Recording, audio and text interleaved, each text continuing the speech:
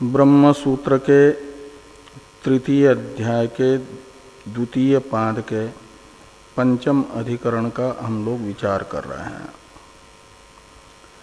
इस अधिकरण के 11 सूत्रों में से 9 सूत्रों का विचार हो चुका है।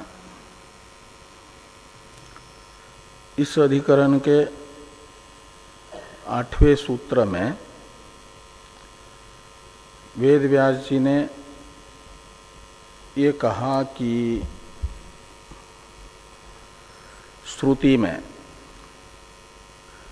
जल सूर्यकादि की उपमा होने से भी ब्रह्म में विशेषताएं आरोपित हैं और परमार्थतः ब्रह्म निर्विशेष ही है। यह बात जल सूर्यकादि दृष्टांत से सिद्ध होती है। जैसे जल सूर्यादि में भेद, चलन, मलिनता आदि उपाधिगत जलादि में विद्यमान भेदादि आरोपित होते हैं और आरोपित ही भेदादि विशेषताएं हैं। स्वतः सूर्यादि भेद, कंपन तथा मालिन्यादि से रहित प्रकाश मात्र रूप है। ऐसे तत्पदार्थ ब्रह्म भी स्वतः चित् मात्र रूप है, प्रज्ञान घन है और उसमें पृथ्व्यादि उपाधि के कारण पृथ्व्यादि उपाधिगत सर्वगंधत्वादि विशेषताएं सूर्यादि में आरोपित भेदादि के तरह आरोपित है।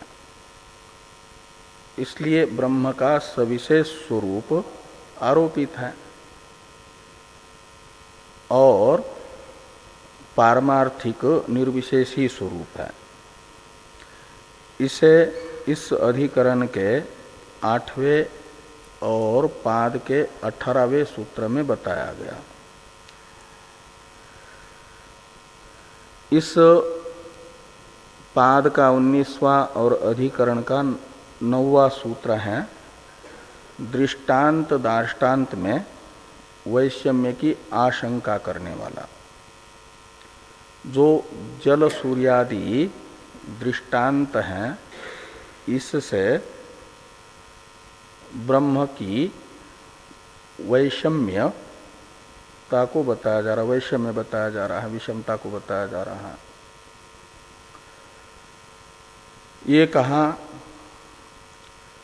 कि दृष्टांत में जो बिंब हैं, सूर्य चंद्रमा, वे मूर्त हैं। दार्ष्टान्त में बिंब रूप तत्पदार्थ ब्रह्म अमूर्त है, मूर्त नहीं है, ये वैलक्षण्य है बिंब में। और उपाधि जो जलादि है दृष्टांत में, वह उपाधि भी मूर्त है, विप्रकृष्ट देश है, यानी बिंब जहाँ है वहाँ से दूर देश में स्थित है। और यहाँ पर दृष्टांत में बिंब की सत्ता से अलग सत्ता वाली उपाधि है, पृथक है। जल सूर्यादि बिंब की सत्ताधीन सत्ता वाला नहीं है, पृथक है। ऐसे दार्ष्टान्त में जो बुद्ध्यादि रूप उपाधियां हैं, वे बिंब रूप जो तत्पदार्थ है ब्रह्म, उससे समान देश है, दूरवर्ती नहीं है। ब्रह्म सर्वगत होने के कारण, व्यापक होने के कारण जिन बुद्ध्यादि उपाधियों में उसका प्रतिबिंब बताया जा रहा है वहाँ पर भी है, समान देश है। और सर्वात्मक होने के कारण, सबसे अनन्य होने के कारण बुद्ध्यादि उपाधि से भी अनन्य है। इसलिए बुद्ध्यादि पृथक भी नहीं है बिंब से। यदि बुद्ध्यादि को बिंबरूप ब्रह्म से पृथक मानेंगे, अलग मानेंगे, तो फिर ब्रह्म में कल्पित नहीं मानना पड़ेगा। जो उपाधिभूत कार्यक्रम संघात है, बुद्ध्यादि है, वे सब के सब ब्रह्म में ही कल्पित होने से ब्रह्म की सत्ता से ही सत्तावान है, ब्रह्म से पृथक नहीं है। जैसे रस्सी में कल्पित सर्प रस्सी से पृथक नहीं है, ऐसे ब्रह्म की उपाधियां ब्रह्म में कल्पित होने से ब्रह्म से पृथक नहीं है। तो दार्ष्टान्त में बिंब से समान देशत्व और अपार्थक्य उपाधि में देखा जा रहा है। दृष्टांत में बिंब से विप्रकृष्ट देशत्व और पार्थक्य उपाधि में देखा जा रहा है। ये वैषम्य है। ये वैषम्य होने के कारण जो ये जल सूर्यकादि दृष्टांत से ब्रह्म में आरोपित सविशेषता सिद्ध नहीं की जा सकती, इस प्रकार की शंका पूर्व पक्षी ने की नवम सूत्र से। यही शंका बताई गई, अम्बुवद अग्रहणात्तु न तथात्वम। इससे अब इस अधिकरण के दशम और पाद के 20वें सूत्र से दृष्टांत दार्ष्टान्त में जो वैषम्य की शंका की गई है उसका समाधान किया जा रहा है दशम सूत्र से। दशम सूत्र का अवतरण भाष्य है कि अत्र प्रतिविधीयते, यानी प्रतिकार किया जाता है, जो आक्षेप किया गया है उसका प्रतिकार किया जाता है, निराकरण किया जाता है शंका का।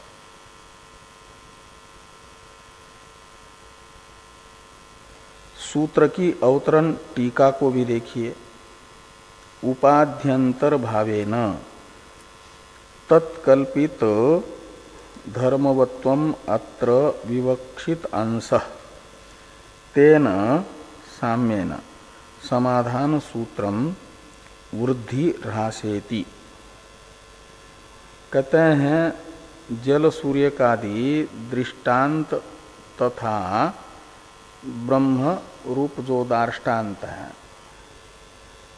इनमें दृष्टांत दार्ष्टान्त में पूर्व पक्षी ने जो वैषम्य बताया है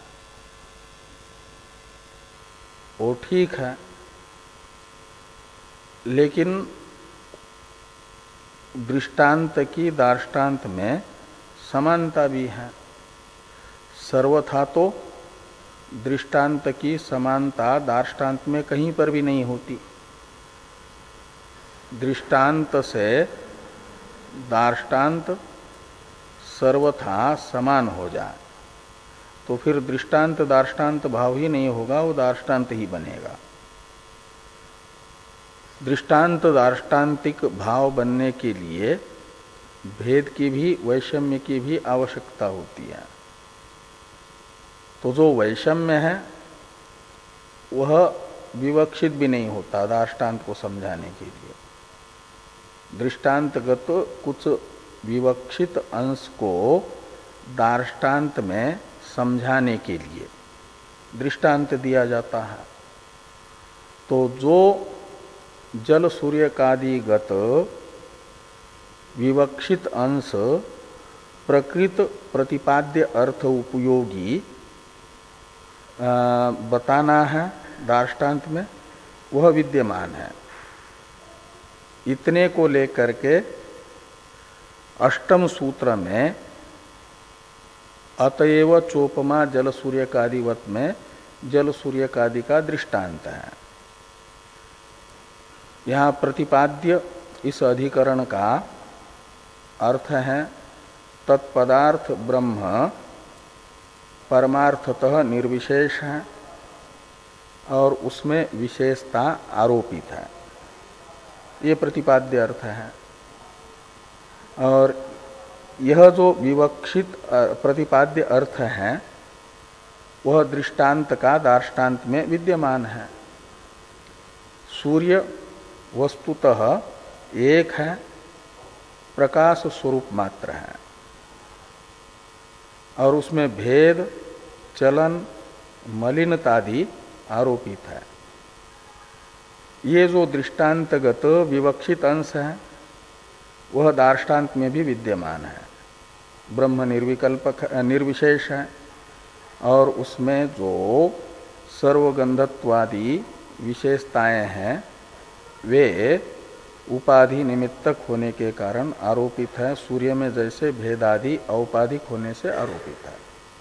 इतना ये विवक्षित अंश दृष्टांतगत दार्ष्टान्त में है वह विद्यमान होने से, बाकी विषमताएं भले ही रहें कोई अंतर नहीं पड़ता।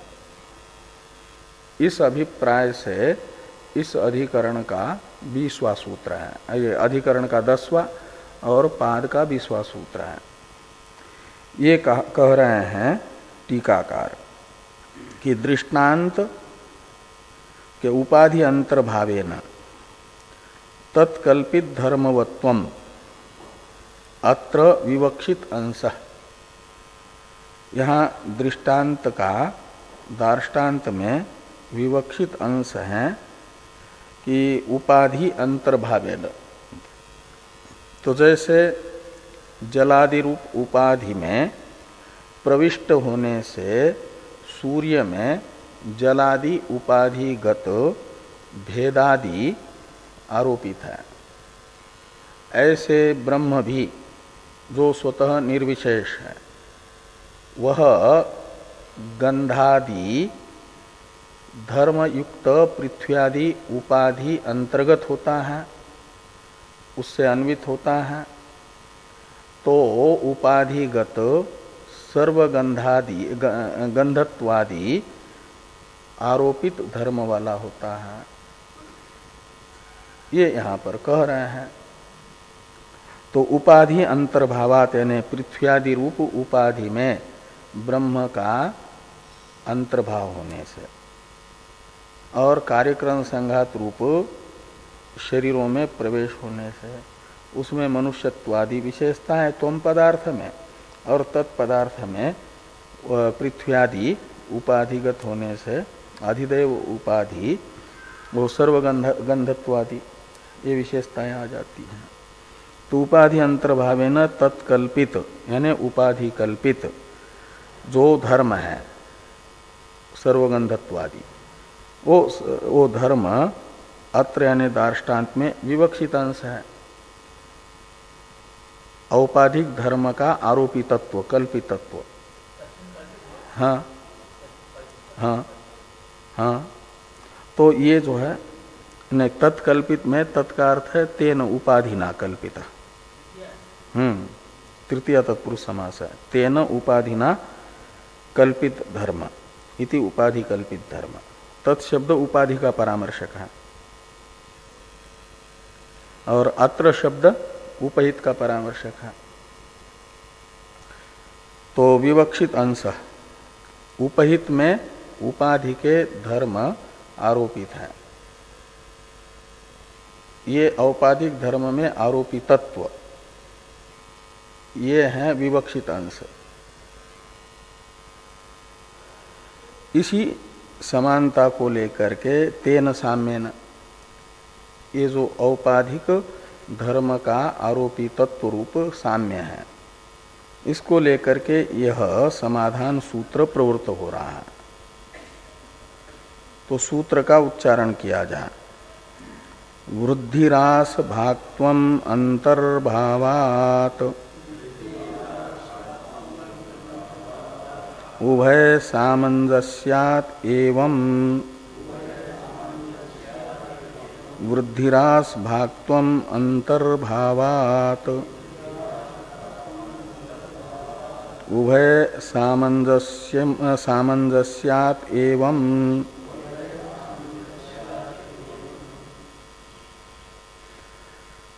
तो वृद्धिरास भाक्त्वम अंतर्भावात् उभय सामंजस्यात् एवं, ऐसे चार पद हैं। दो पंचम्यंत हैं, एक प्रथमांत है, एक अव्यय है। बीच वाले दो पंचम्यंत हैं, पहला वाला प्रथमांत है, अंतिम वाला अव्यय है। एवं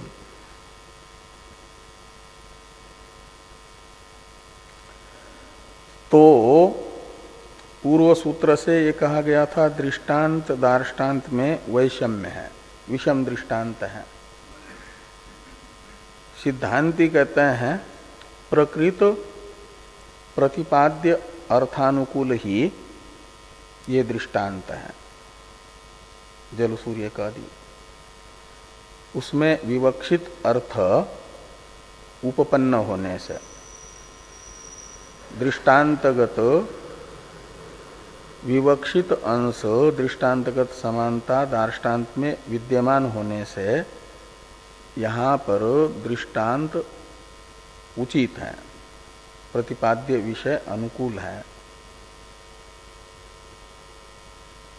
कैसे? तो कहते हैं उभय सामंजस्यात् एवं, एवं का अर्थ है अविरोध। तो दृष्टांत में भी सूर्यादि दृष्टांतों में जलादि उपाधि निमित्तक ही भेदादि है, इसलिए आरोपित है, औपाधिक होने से आरोपित है। ऐसे तत्पदार्थ ब्रह्म में भी पृथ्व्यादि उपाधि निमित्तक सर्वगंधत्वादि विशेषताएं होने से आरोपित है। और सूर्य का जलादि उपाधि के बिना स्वतः स्वरूप है प्रकाश मात्र, और एकत्व और प्रकाश मात्रत्व। ऐसे ब्रह्म का भी स्वतः उपाधि निरपेक्ष स्वरूप है चिन्ह मात्र, निर्विकार चिन्ह मात्र ब्रह्म है, एक है।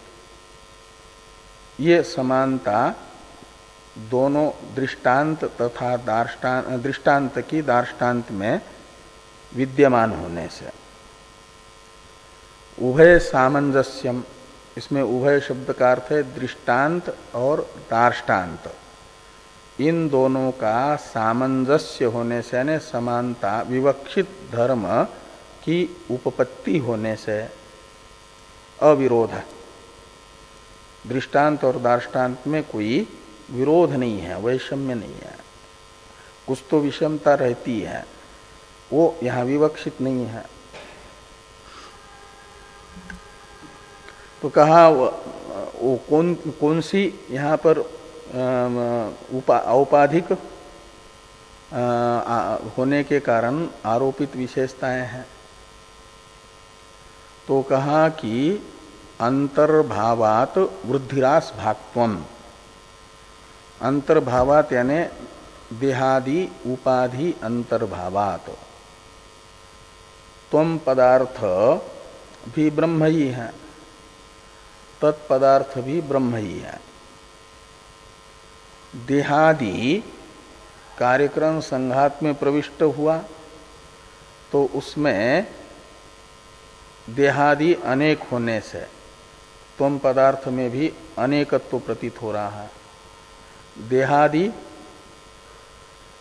में सुख दुखादि होने से वो भी सुखी दुखी प्रतीत हो रहा है। ये सब आरोपित विशेषताएं हैं। देहादि में मनुष्यत्वादि होने से उसमें भी मनुष्यत्वादि प्रतीत हो रहा है त्वम पदार्थ में भी। और तत्पदार्थ जो ब्रह्म है सोपा, वो भी ब्रह्म ही है, लेकिन अधिदैव उपाधि में प्रविष्ट हुआ तो वही सर्वगंधत्वादि विशेषता वाला वैश्वानर जब विराट के रूप में भासता है तो उसमें सर्वगंधत्वादि धर्मवत्ता प्रतीत होती है, स्थूलत्वादि प्रतीत होते हैं। वे सब उपाधि में तत्पदार्थ का अन्वय होने से, अंतर्भाव होने से, यानी उपाधि में प्रवेश होने से, प्रविष्टता होने से, उपाधि संश्लिष्ट होने से उपाधि अंतर्भावत अर्थ हुआ। उपाधि के संपर्क से तत्पदार्थ में स्थूलत्वादि विशेषारोपित है। ये अंतर्भावात यानी उपाधि अंतर्भावात, अंतर्भावात से रहना, उपाधि संश्लिष्टत्वात्, उपाधि से संश्लिष्ट होने से उपाधि अंतर्भावात का अर्थ है। वृद्धिरास भागत्वम, तो वृद्धि और ह्रास भागिता यानी युक्तता तत्पदार्थ तथा त्वम पदार्थ में प्रतीत हो रही है। मुख्य रूप से यहाँ पर तत्पदार्थ में, जैसे जलादि उपाधि अन्वित सूर्य होने से जल यदि अधिक मात्रा में है तो प्रतिबिंब भी सूर्य का बड़ा प्रतीत होता है, और जल यदि छोटे से पात्र में अल्प है, छोटे से गड्ढे में है जल जमा हुआ, तो प्रतिबिंब भी छोटा सा प्रतीत होता है। तो ये वृद्धिरास भागत्व, जो जलादि में वृद्धिरास रूप धर्म है, उस धर्म से युक्तता प्रतीत हो रही है, वह वास्तविक नहीं है। सूर्य न तो जलादि के घटने से वस्तुतः घटता है, न जलादि के बढ़ने से वस्तुतः बढ़ता है, वो जैसा का तैसा है। जलादि के भिन्न होने से न तो भिन्न होता है, जलादि के मलिन आदि होने से न तो मलिन होता है। लेकिन वैसा उपाधि के संपर्क से भासता मात्र है। उपाधिरास भागत्वम इव, ऐसा समझना, वैसा दिखता है। ऐसे ही तत्पदार्थ स्थूलत्वादि धर्मों से युक्त पृथ्व्यादि उपाधि से अन्वित होता है तो स्थूलत्वादि धर्म वाला प्रतीत होता है, और श्रुति उस अध्यारोपित पृथ्व्यादि उपाधि निमित्तक स्थूलत्वादि का निषेध करते हुए कह रही है अस्थूलम अणु।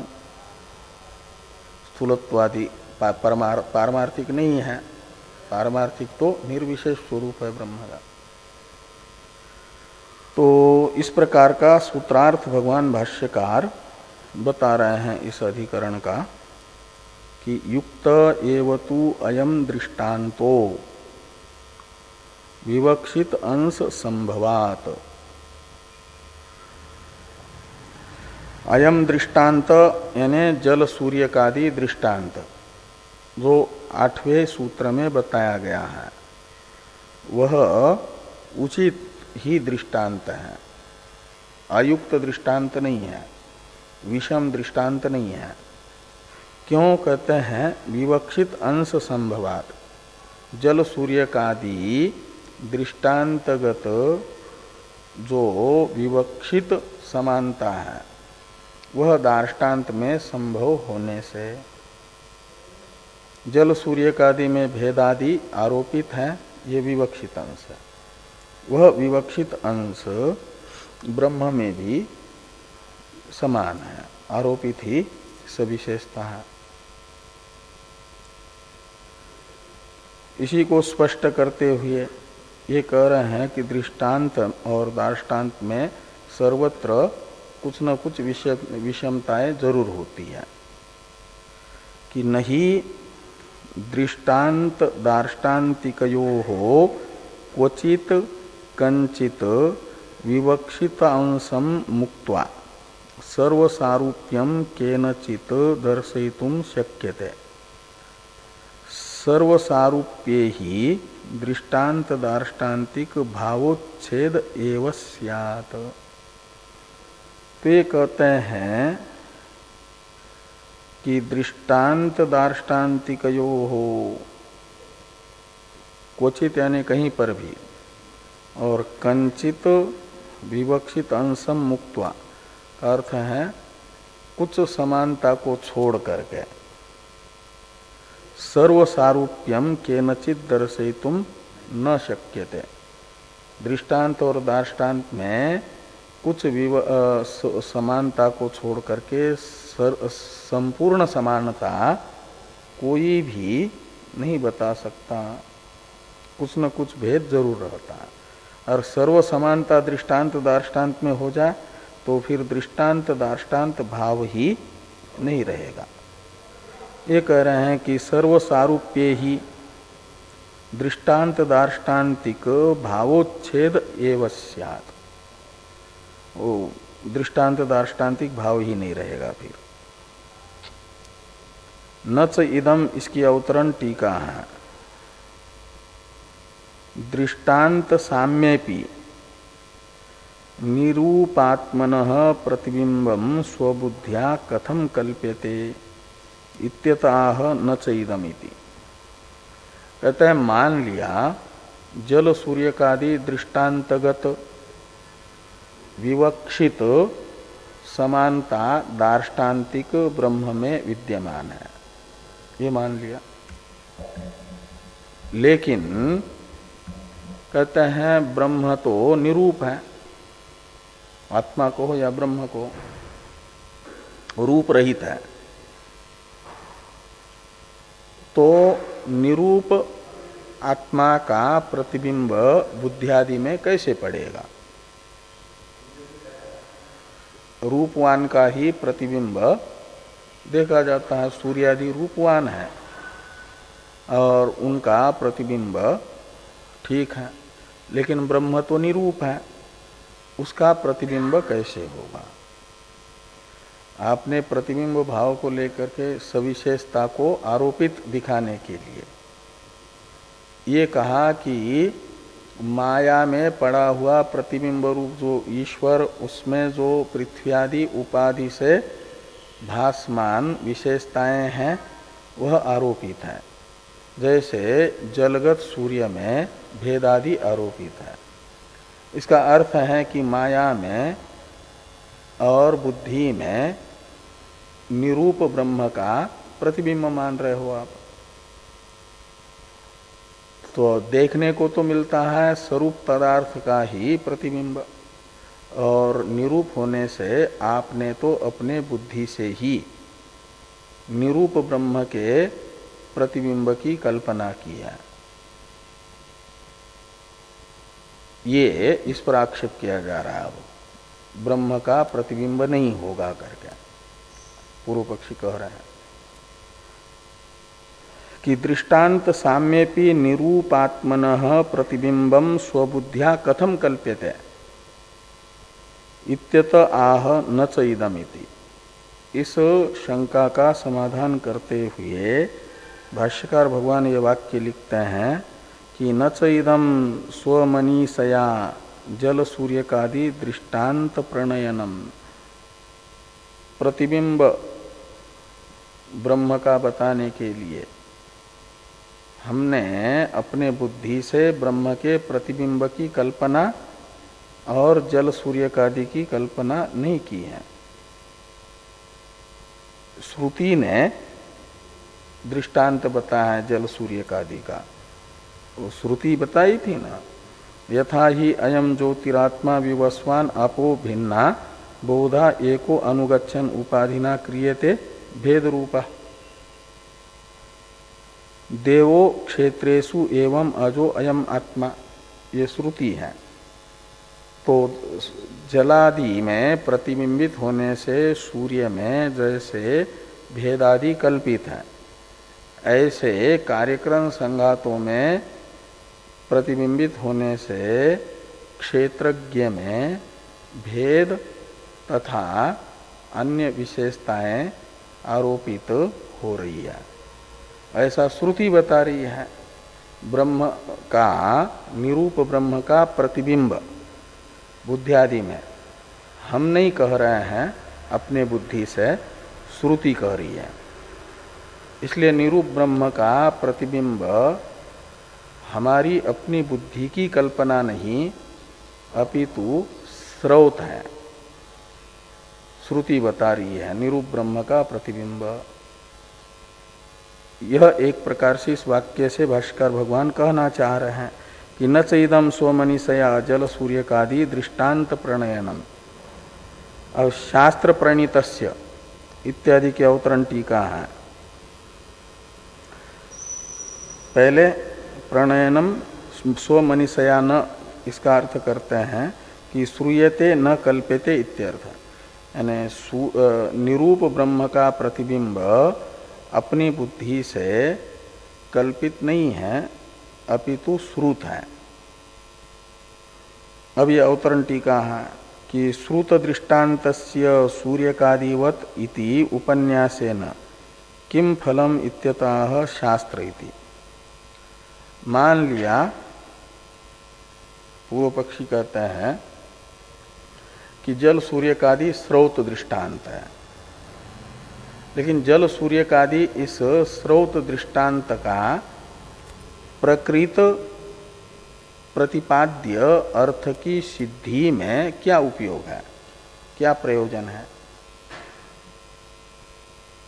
ये पूछते हैं कि श्रुत दृष्टांतस्य, श्रुति के द्वारा बताए गए जल सूर्यादि दृष्टांत का प्रकृत में किम फलम, यानी किस उद्देश्य से अतएव चोपमा जल सूर्यकादिवत, ये जो अष्टम सूत्र है इस अधिकरण का, उसमें स्रोत जल सूर्यादि का दृष्टांत किस प्रयोजन के लिए है, ये एक प्रकार से पूर्व पक्षी का प्रश्न हुआ। उत्तर दिया जा रहा है कि शास्त्र प्रणीतस्य तु अस्य प्रयोजन मात्रम उपन्यस्यते। अस्य यानी दृष्टांतस्य, शास्त्र के द्वारा प्रणीत जो दृष्टांत है उसका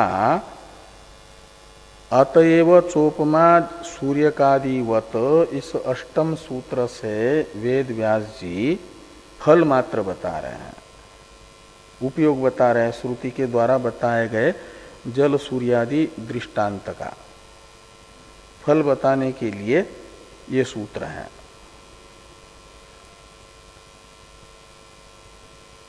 तो कहते हैं किम पुनः अत्र विवक्षितम सारूप्यम, वो फल ही बताने के लिए, तो दृष्टांत से दार्ष्टान्त में कुछ सारूप्य सिद्ध होगा, तब वो प्रयोजन स्पष्ट हो पाएगा। इसलिए पूछते हैं कि किम पुनः अत्र विवक्षितम सारूप्यमिति, दृष्टांत का कौन सा सारूप साम्य विवक्षित है दार्ष्टान्त में, जल सूर्यादि की कौन सी समानता दार्ष्टान्त में विवक्षित है। उससे पहले पूर्व वाक्य का अर्थ करते हैं टीकाकार। टीका को देखिए कि आत्मनो निर्विशेषत्वम फलम इत्यर्थ।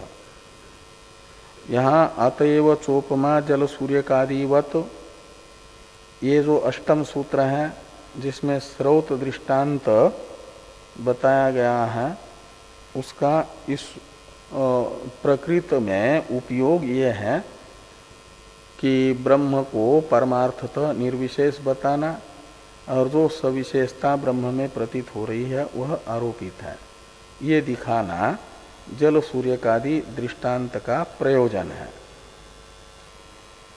ये टीका में कहा कि आत्मनो निर्विशेषत्वम फलम इत्यर्थ। अब भाष्य में है तद उच्यते, यानी विवक्षित समानता दृष्टांत की दार्ष्टान्त में बताई जा रही है वृद्धिरास भागत्वम इत्यादि से। तो वृद्धिरास भागत्वम इति, तो जलगतम ही सूर्य प्रतिबिंबम जल वृद्धो वर्धते जल रहासे रसति जल चलने चलति जल भेदे भिद्यते इत्येवं इति यानी इति यहाँ तक दृष्टांत है, एवं इत्यादि से दार्ष्टान्तिक है। तो दृष्टांत को पहले देखिए। वृद्धिरास पना प्रतिबिंब में दिखाया जा रहा है, औपाधिक आरोपित,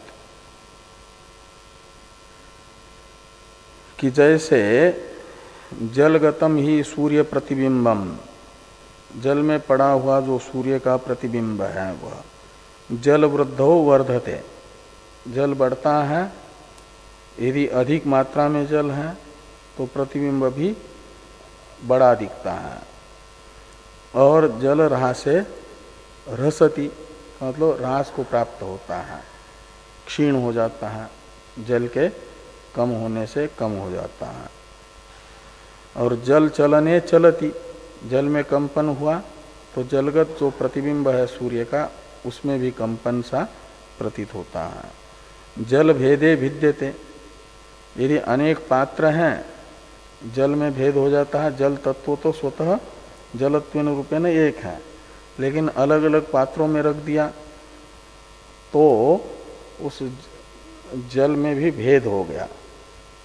और जल के भेद से अलग अलग जल में पड़ा हुआ जो सूर्य का प्रतिबिंब है उसमें भी भेद प्रतीत होता है। उपाधि के भिन्न होने से प्रतिबिंब भी भिन्न सा प्रतीत होता है। ये दृष्टांत में आधिक्य, न्यूनता और भेद उपाधि के संपर्क से आरोपित हैं, ये बात बताई। क्या कह रहे हैं? हाँ, नहीं ये दृष्टांत, हाँ अच्छा, हाँ तो हाँ ठीक है, ये दृष्टांत ही है। इति एवं, तो इस प्रकार ये जल धर्मानुयायी भवती, भवती का करता है वही जलगतम सूर्य प्रतिबिंबम, जल में रहने वाला जो सूर्य का प्रतिबिंब है वह इस प्रकार क्या होता है, जल धर्मानुयायी भवती, जल रूपी उपाधि के जो धर्म है उसका अनुविधायी प्रतीत होता है, अनुकरण करने वाला, यानी जल जैसा है ऐसा ही प्रतिबिंब भी प्रतीत होता है। अनुविधायी कहते हैं उपाधि के धर्म से युक्त सा प्रतीत होना। न तो परमार्थतः सूर्यस्य तथात्वम अस्ति, वास्तविक दृष्टि से सूर्य न तो वृद्धि ह्रास युक्त है न तो भिन्न है, उपाधि के कारण वैसा प्रतीत होता है। यहां तक दृष्टांत है। एवं परमार्थतो अविकृतम एक रूपम अपि सद्ब्रह्म देहादि उपाधि अंतर्भावात् भजते इव उपाधि धर्मान वृद्धि रासादीन। तो कहते हैं इस प्रकार सूर्य प्रतिबिंब के तरह ही, तो जैसे बिंब रूप सूर्य वस्तुतः उन वृद्धि रासादि विकारों से रहित है, ऐसे ब्रह्म भी निरुपाधिक ब्रह्म अविकृत है, एक है, बिंब रूप सूर्य के तरह ही, और देहादि उपाधि में अन्वित होने से, देहादि उपाधि से संश्लिष्ट होने से उपाधि धर्मान वृद्धि रासादीन भजते इव। तो देहादि के जो वृद्धि रासादि धर्म है, देह स्थूल हो गया तो देह तादात्म्यपन्न आत्मा भी स्थूल प्रतीत होता है। देह कृश हो गया तो माना जाता है कि मैं कृश हूँ, मैं तो आत्मा है। उसमें देहगत स्थूलता, कृशता आदि का आरोप होता है। वृद्धि और अपक्षयादि विकार देहगत हैं, भासते हैं देह प्रविष्ट आत्मा में, वो कल्पित है। एवं अब उभय सामंजस्यात एवं का अर्थ कर रहे हैं। सूत्रस्थ वृद्धिरास भागत्वम अंतर्भावात, इन दो पदों की व्याख्या हो गई। उभय सामंजस्यात एवं का अर्थ कर रहे हैं कि एवं उभयोर दृष्टांत दार्ष्टान्तिकयोः सामंजस्यात एवं यानी अविरोध। तो दृष्टांत और दार्ष्टान्त में विवक्षित धर्म की उपपत्ति होने से, समानता होने से, अविरोध यानी दृष्टांत का और दार्ष्टान्त का वैषम्य नहीं है। विवक्षित अर्थ की उपपत्ति होने से, सिद्धि होने से अविरोधी है, मतलब उचित ही दृष्टांत है। जो प्रतिज्ञा की थी न, युक्त एव तु अयम दृष्टांत, विवक्षित अर्थ संभवात, विवक्षित अंश संभवात, उसी का उपसंहार है।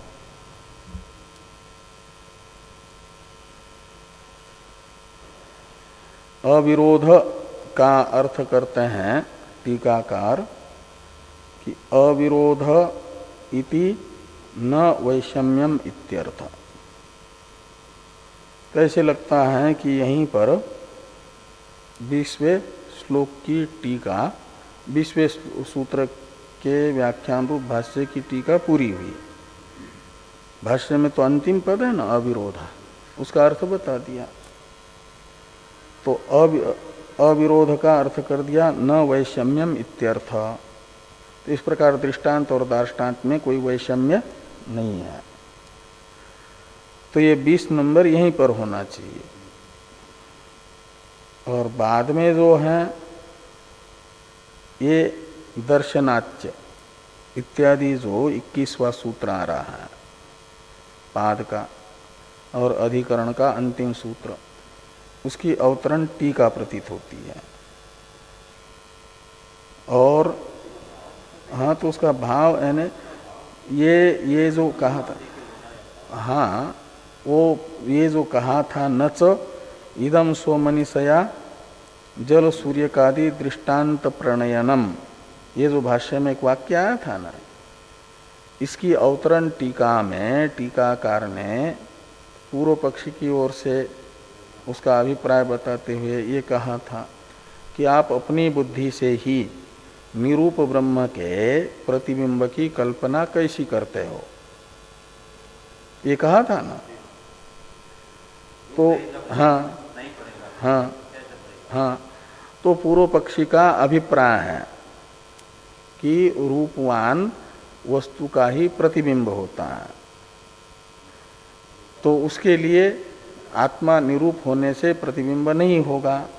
इसे समझाने के लिए पूर्व पक्षी के मन में एक दृष्टांत है, यानी अनुमान है। वो अनुमान टीकाकार पूर्व पक्षी के बुद्धि में जो अनुमान है उसको स्पष्ट कर रहे हैं, ये माना जा सकता है। और उसमें सिद्धांतियों ने दोष बताए, लेकिन वो दोष भी ऊपर से ही लगाने पड़ेंगे, कोई भाष्य में और सूत्र में नहीं है, सूचित मानने पड़ेंगे। तो ये हुआ पूर्व पक्षी का अनुमान कि आत्मा प्रतिबिंब शून्य निरूप द्रव्यत्वात् वायुवत, एक अनुमान है पूर्व पक्षी का। यत्र यत्र निरूप द्रव्यत्वम तत्र तत्र प्रतिबिंब शून्यत्वम यथा वायु, वायु का प्रतिबिंब नहीं होता। क्यों नहीं होता? इसलिए कि वह रूप रहित द्रव्य है। तो जो रूप रहित द्रव्य होगा वह प्रतिबिंब रहित होगा, उसका प्रतिबिंब नहीं होगा। इसके लिए वो दृष्टांत पूर्व पक्षी ने वायु का दिया। ये जो पूर्व पक्षी का अनुमान है और निरूपत्व रूप हेतु है और साध्य है प्रतिबिंब शून्यत्व यानी प्रतिबिंबाभाव। इसके लिए सिद्धांती कहते हैं कि ये सद हेतु नहीं है निरूप द्रव्यत्व, इसमें दोष है। एक तो व्यभिचार नाम का दोष है और बाध नाम का भी दोष है, ये यहां पर बताया जा रहा है। तो ये जो वायुवत इति अनुमाने आकाशे व्यभिचार, ये व्यभिचार बताया कि आकाश भी वायु के तरह निरूप द्रव्य है, लेकिन आकाश का प्रतिबिंब होता है। आकाश यानी जल में जो गहराई प्रतीत होती है, ये तारे आदि से युक्त आकाश का जल में प्रतिबिंब दिखता है, पड़ता है, तो आकाश निरूप है। तो निरूप आकाश का भी प्रतिबिंब पड़ा, इसलिए वहां पर हेतु तो है लेकिन प्रतिबिंब शून्यत्व तो नहीं है। प्रतिबिंबा भाव का अभाव प्रतिबिंब ही है आकाश का, इसलिए साध्याभावद वृत्ति हेतु होने से उसे व्यभिचारी कहा जाएगा। तो आकाश में आकाश का प्रतिबिंब कई लोग मानते हैं जल में पड़ता है, जो अवकाश प्रतीत होता है, नहीं तो गहराई न प्रतीत हो जाए, आकाश का प्रतिबिंब न पड़े तो एक तो व्यभिचार नामक दोष से दूषित होने से पूर्व पक्षी के अनुमान में प्रयुक्त जो निरूप द्रव्यत्व हेतु है वह सब व्यभिचार नाम का हेत्वाभास है, सद हेतु नहीं है, ये सिद्धांति कह रहे हैं। और दूसरा अल्प जले यानी आकाश का प्रतिबिंब होता है, ये दिखाया जा रहा, बता रहे हैं कि अल्प जले। अच्छा, एक दूसरा जो ये बताया था पूर्व पक्षी ने, बिंब और उपाधि विप्रकृष्ट देश में होनी चाहिए, समान देश में नहीं होनी चाहिए। तो कहते हैं ये कोई जरूरी नहीं है। आकाश में भी ये व्यभिचार दिखाते समय आकाश और प्रतिबिंब, आकाश का प्रतिबिंब इसलिए नहीं होगा कि वो तो आकाश तो सर्वगत है, तो जल में उसका प्रतिबिंब नहीं होगा, ये भी बताएंगे। और आत्मा भी सर्वगत होने से उसकी कार्यक्रम संघात रूप उपाधि विप्रकृष्ट देश नहीं है, और सूर्यादि की उपाधि जलादि तो विप्रकृष्ट देश है। तो ये उस दृष्टांत से आत्मा का प्रतिबिंब नहीं पड़ेगा, ऐसा यदि दिखाना चाहेंगे तो ये बता रहे हैं कि बिंब और उपाधि इनका असमान देशत्व सर्वत्र विवक्षित नहीं है। कई स्थान पर ऐसा देखा जाता है कि बिंब और उपाधि समान देश होने पर भी उस उपाधि में प्रतिबिंब पड़ता है। इसके लिए ये अल्प जले अविदूर आकाश प्रतिबिंब दर्शनात् उपाधि दूरस्थत्वम अपि क्वचित अनपेक्षितम। तो आकाश से अविदूर जो जल है उसमें आकाश का प्रतिबिंब देखा जा रहा है। इससे ये निकलता है कि उपाधि का बिंब से दूर देशस्थत्व सब स्थान पर विवक्षित नहीं है। कहीं कहीं बिंब से उपाधि विप्रकृष्ट देश है भी तो कोई आपत्ति नहीं है। वो सर्वत्र प्रतिबिंब होने के लिए उपाधि का बिंब से दूर देशस्थ होना अनावश्यक है, आवश्यक नहीं है।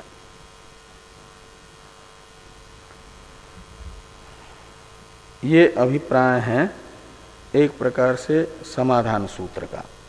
जो नवम सूत्र में विषमता बताई थी ना, उसके कारण प्रतिबिंब नहीं होना चाहिए, तो कहते हैं ये कोई जरूरी नहीं है। सूर्य भले सूर्य विप्रकृष्ट देश तो हो सकता है, लेकिन आकाश समान देश होने पर भी जल में जैसे प्रतिबिंबित होता है, ऐसे ब्रह्म बुद्धियादि समान देश होने पर भी वो प्रतिबिंबित हो जाएगा और निरूप होने पर भी प्रतिबिंबित होगा। एक व्यभिचार नाम का दोष बताया, दूसरा बाध नामक दोष बताया जा रहा है। पूर्व पक्षी के अनुमान में प्रयुक्त निरूप द्रव्यत्व हेतु व्यभिचार नामक दोष से जैसा दूषित है, ऐसे बाध नामक दोष से भी दूषित है। इसे दिखाने के लिए दर्शनाच्य, ये 21वां सूत्र है पाद का, और अधिकरण का 11वां सूत्र, अंतिम सूत्र अधिकरण का। इस अभिप्राय से 21वें सूत्र की अवतरण टीका है कि प्रवेश श्रुतेश्च उक्तानुमान बाध इत्याह सूत्रकार दर्शनाच्चेति। तो उक्त अनुमान है पूर्व पक्षी का अनुमान, आत्मा प्रतिबिंब शून्य निरूप द्रव्यत्वात्, ये अनुमान। और इस अनुमान में प्रयुक्त निरूप द्रव्यत्व हेतु बाध नामक दोष से दूषित होने से बाधित नाम का हेत्वाभास भी है। इस अभिप्राय से ये अधिकरण का अंतिम सूत्र है। क्या कह रहे हैं? हाँ, तो यस्य साध्याभाव प्रमाणांतरेण निश्चितः स बाधितः, ये बाधित नाम के हेत्वाभास का लक्षण है कि जिस हेत्वाभास के साध्य का पक्ष में प्रमाणांतर के द्वारा अभाव निश्चित होता है, उसे कहा जाता है बाधित हेत्वाभास। उसमें बाध नाम का दोष होता है। प्रकृति में पक्ष है आत्मा, साध्य है पूर्व पक्षी के अनुमान में प्रतिबिंब शून्यत्व, उसका अभाव हो जाएगा प्रतिबिंब ही। अभाव का अभाव प्रतियोगी स्वरूप होता है, प्रतिबिंब शून्यत्व का अभाव हो जाएगा प्रतिबिंब।